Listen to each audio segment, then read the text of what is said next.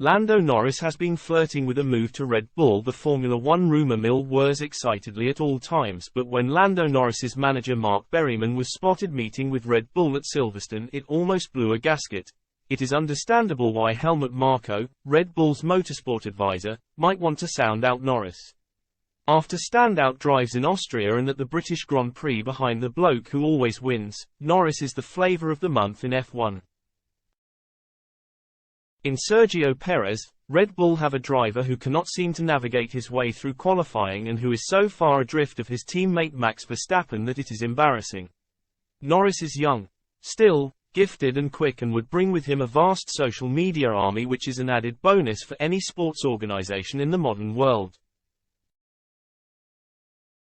His popularity is channeled through an Instagram account with 6 million followers, but he has a real-life ease of engagement that resonates too. At 23, he is already approaching a century of Grand Prix and maturing into the driver he always promised to be. He would be quite an asset to any team, so no wonder the best team's eyes are wandering in his direction.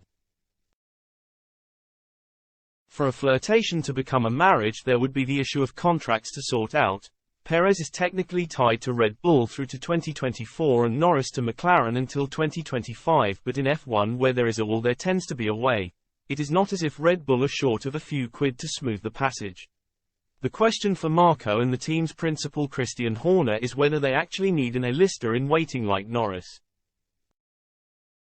Every sports team worth its salt should strive for continual improvement, and recruiting the Bristolian would represent an upgrade on Perez on all fronts for Red Bull, but it isn't quite as simple as that.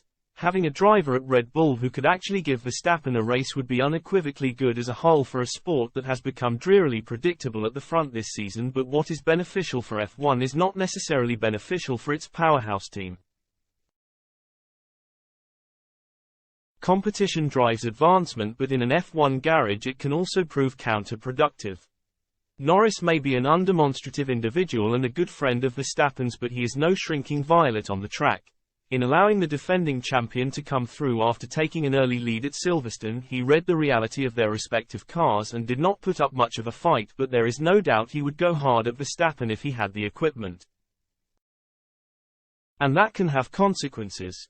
Those at Red Bull with long memories will hark back to 2010 and the Turkish Grand Prix when teammates Sebastian Vettel and Mark Webber, joint leaders of the championship at the time, crashed going head-to-head.